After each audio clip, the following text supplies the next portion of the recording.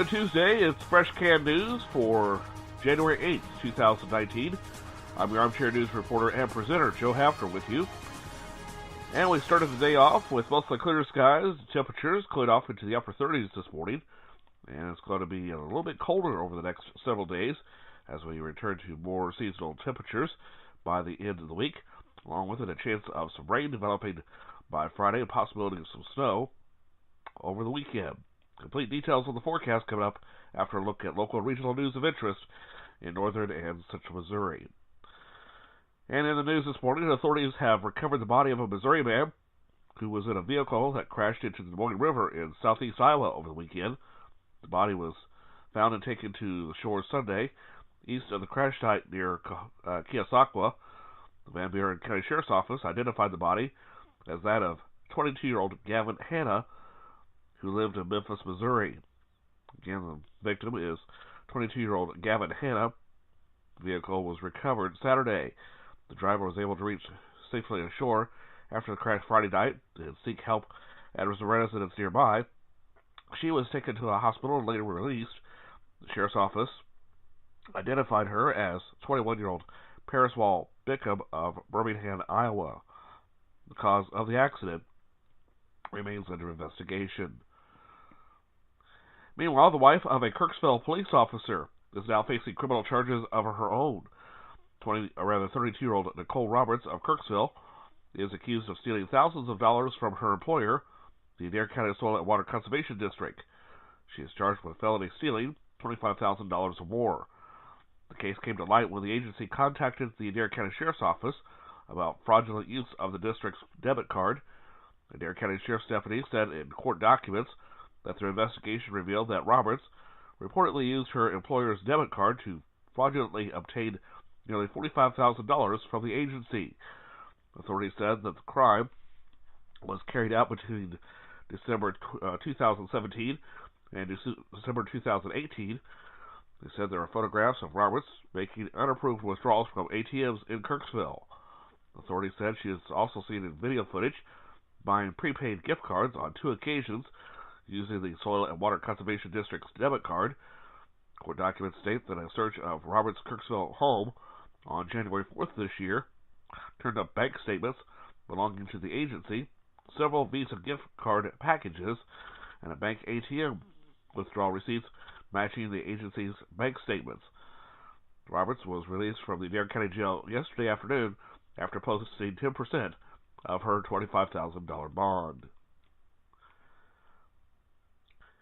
And a follow-up to a story from last week, the 4 Moberly men charged in the shooting deaths of 2 Columbia men made their initial appearance in court yesterday afternoon. 20-year-old Christopher Esri has been charged with 2 counts of first-degree murder and 1 count of robbery. 29-year-old Travis Koenig and 40-year-old Aaron Bloss are charged with 2 counts of second-degree murder, and 22-year-old Stephen Bell is charged with tampering with physical evidence. Esri, Koenig, and Bloss, who appeared with their attorneys, are scheduled to be back in court on February 25th to set a date for a preliminary hearing. Each waived formal arraignment. Bell appeared without an attorney. He'll be back in court next Monday. All 4 remain in custody. Randolph County Prosecuting Attorney Stephanie Lunsford has the latest. The gist of the case is it's a robbery. It's drug-related. In the course of that robbery, we have our 2 victims that were shot and killed, which then elevates this to a murder case. Lunsford has words of praise for the law enforcement agencies that have been investigating the case so far. Law enforcement has been very diligent and worked very hard in the investigation to get us this far, and they are continuing to work diligently to continue some of the ongoing investigation, any loose ends, any additional information that would be needed. Just before 11:30 on the morning of December 29th, the Moberly Police Department was informed of a suspicious vehicle in the 600 block of Concannon Street. Officers located the vehicle and found the 2 victims inside. Both appear to have died from gunshot wounds. The Randolph County coroner has ruled the deaths as homicide, and autopsies were performed by the Boone County Medical Examiner. Authorities say a Missouri police officer has been placed on leave after hitting and killing a 4-year-old girl with a patrol vehicle while trying to park on the sidewalk outside of a high school last week. Highway Patrol says that the officer, Andrea Heath, struck Gabriella Curry on Friday afternoon outside Columbia's Battle High School while trying to park on the sidewalk so she could watch students loading onto buses. The Columbia Missourian reports that the police said in a news release that Officer Heath was placed on leave, as is standard procedure when someone is killed. Columbia Police spokesman Steve Sapp says the girl was at the high school because her parents drive school buses and she was riding with one of them. Sapp says it's not immediately clear when or why the girl left the bus. The Adair County Enhanced 911 Joint Services Board will conduct a special meeting. A tentative agenda of the meeting includes a discussion of alternative funding for the 911 Center. The Adair County Commission has asked the board to decide if a $1 fee on devices capable of calling 911 or a general sales tax should be put up for a public vote. The extra funding would be used to help boost the budget that has been taking in less than fees due to a reduction in landline phones. The board seems to favor the plan to put on the April ballot. The plan to add a $1 monthly fee, but with that would also create a subcommittee to work to find the best funding mechanisms for the long term. The board plans to present draft ballot language to the commission. Ultimately will make up the final decision as to what goes on the ballot. The meeting is scheduled for Tuesday afternoon at 1 o'clock at City Hall in the second floor conference room in Kirksville. Meanwhile, the Moberly City Council will formally consider the purchase of Heritage Hills Golf Course from Orscheln Properties. During their meeting last night, the council has been negotiating for several months with Orscheln Properties, and this council held several meetings with stakeholders, city staff, the council, and the Parks Board, and a final agreement is expected to be produced. The sale and purchase agreement would authorize the city to buy the golf course for $1 million, and it also includes financing through the Moberly Public Building Corporation from Orscheln Properties. Orscheln Properties will finance the purchase price with a no-interest payment of $100,000 a year for up to 10 years. The payment will be made through the Parks and Recreation Use Tax Fund. And hopefully I'll have more information on that story coming up in the near future. Meanwhile, one proposal that has surfaced during the last state legislative session in Missouri centered on having counties take over the responsibility for lettered roads. Randolph County Eastern District Commissioner Wayne Wilcox addresses that issue once again. We try to work with the state anytime we can, but we are definitely pushing back on taking over any lettered roads from the state. We are not interested in taking over lettered roads. We're not equipped to do that, particularly throughout northeast Missouri. A lot of these small counties have no way in the world to take over these lettered roads. Wilcox's thoughts are echoed by his associate, presiding commissioner John Truesdale. We know the legislature has been looking at that because they're struggling with the financial issues that we have at the Department of Transportation at the state level. They're having a difficult time trying to keep everything up and keep everything maintained and then do any kind of new work that they need with the limited funds that they have. And so that's kind of what birthed this idea about trying to pass these roads back to the county. Wayne is 100% right. We in Randolph County, for example, we don't have the ability with the equipment to even begin to handle the roads like that. We don't have the stuff that works with paved roads. If you have any questions about road construction projects in Randolph County, just contact the local commissioner in your area.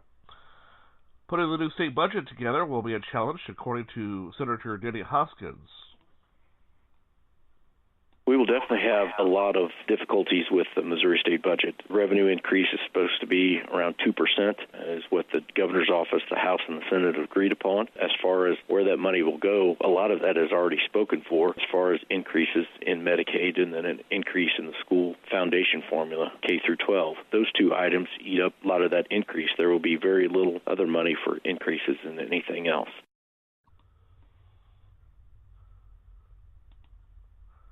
While some education leaders are hoping for an increase in transportation funding, the Republican lawmaker says any large increase would be difficult to put in place. It would be tough to put any significant material increase into transportation just due to an increase in the school foundation formula as well as an increase in Medicaid expenses. So I would not be hopeful for a significant material increase in transportation line. Work on the budget begins in the Missouri House and must be completed a week before the session ends in May.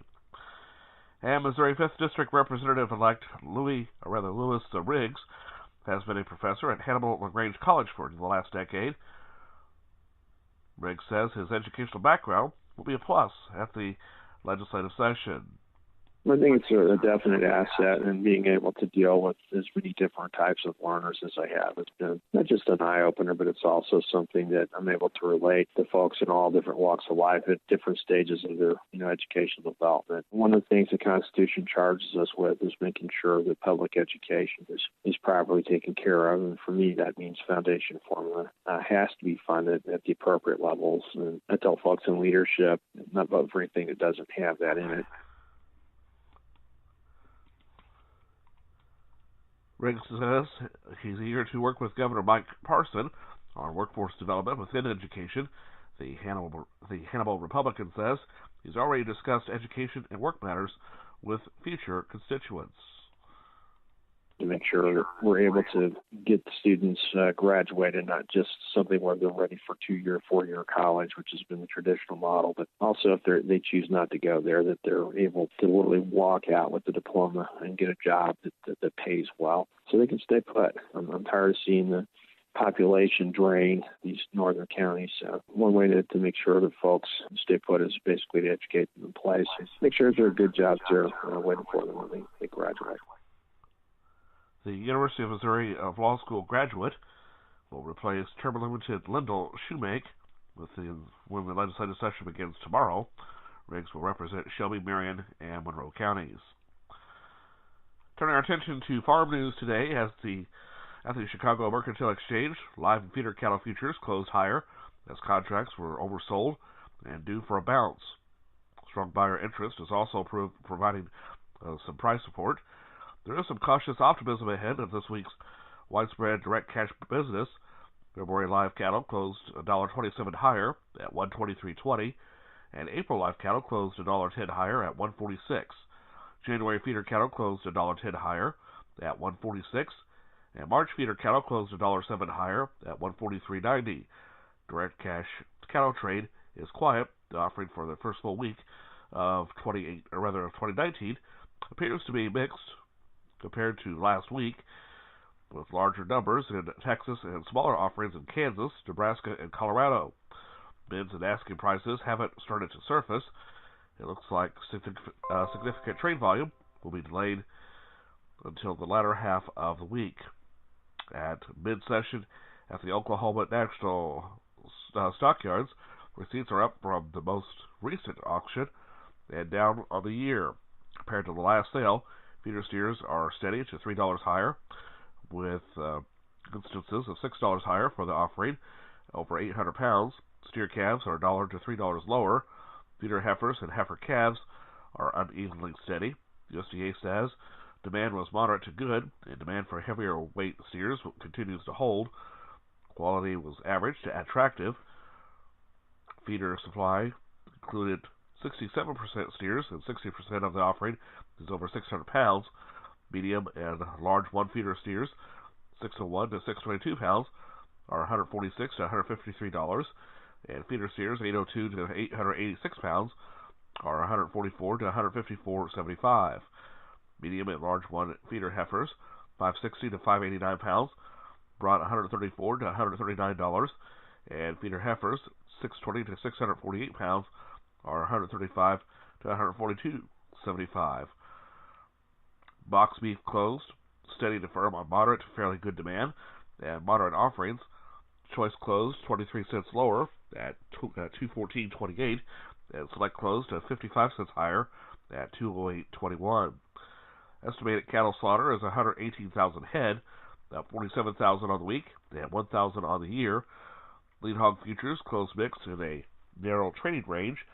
Supply and demand concerns are still weighing heavily on the market, but there is follow-through support after last week's mostly positive cash trade and Monday's sharply higher wholesale values at midday.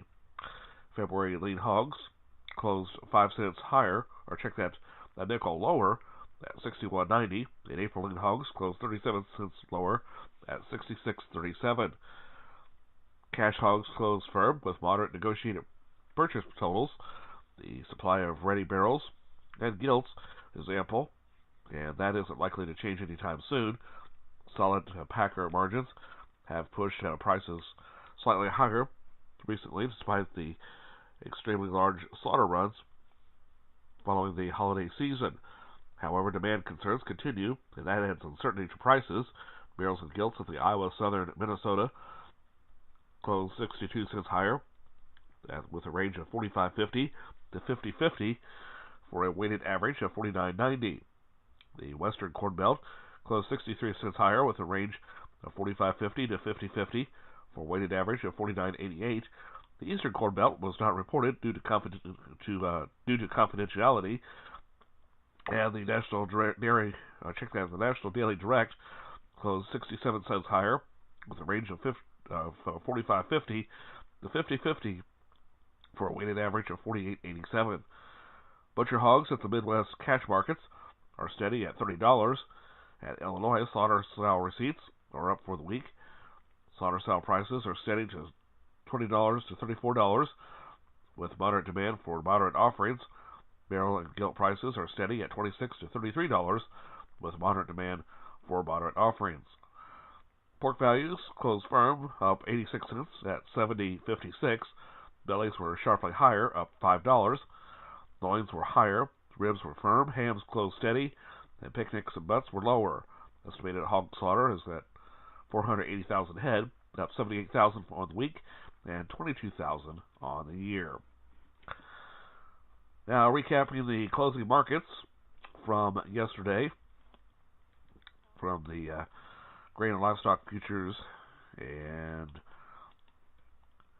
March corn closed at $3.82 and a quarter, down 3/4 of a cent. January soybean contracts closed at $9.12 and a quarter, up 2 3/4 cents. January soybean meal closed at $3.1820, up 3.10.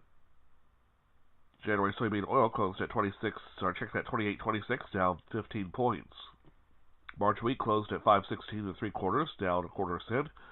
February live cattle closed at $123.20, up $1.27. February lean hogs down 5 cents, closing at $61.90. February crude oil closed 56 cents higher at $48.52. March cotton closed at $72.75, up 23 points. January rice closed $10.40 and a half, up 18 cents. January class 3 milk closed at $14.14, down 11 cents. February gold closed at $1,289.90, up 4.10, and the Dow Jones Industrials average closed at 23,531.35, up nearly 100 points for Monday. Turning our attention to the weather forecast, and we'll have clear skies for the rest of the morning. Temperatures, as I said, starting out in the upper 30s today. Southwest winds at around 10 to 20 miles an hour. Later on today, sunny skies, highs near 49. Northwesterly winds around 15 to 25 miles an hour. Clear skies tonight, lows in the mid-20s. Northwest winds at 10 to 15 miles an hour. Colder for tomorrow, under mostly sunny skies. Highs only in the mid-30s, with northwest winds at 10 to 15 miles an hour, with wind gusts up to 30 miles an hour. Clear skies for Wednesday evening, turning partly cloudy overnight. Lows in the mid-teens. North winds turning light and variable. And then for Thursday, partly cloudy, highs in the mid-30s, lows in the mid-20s. For Friday, we'll see a few clouds and a 40% chance of rain developing in the morning, possibly mixing with and changing to snow and snow showers in the afternoon. Highs in the upper 30s, but no mention of any accumulation at this point. For Friday night, cloudy skies, chance of snow showers, possibly mixed with rain showers in the evening. Snow showers after midnight, lows in the upper 20s. For Saturday, cloudy skies, periods of snow showers, highs in the mid-30s. Temperatures holding steady in the afternoon. And then for Saturday night, cloudy skies with lows around 25. For Sunday, a little bit colder. with partly cloudy skies, highs in the upper 30s, lows in the mid-20s. Pattern holding for Monday, and then for Tuesday, highs in the upper 30s to lower 40s, lows in the mid-20s. That's been a check of local regional news of interest in northern and central Missouri on this edition of Fresh Canned News for Tuesday, January 8th, 2019. I'm your armchair news reporter and presenter, Joe Hafner, saying my time is up. I thank you for yours.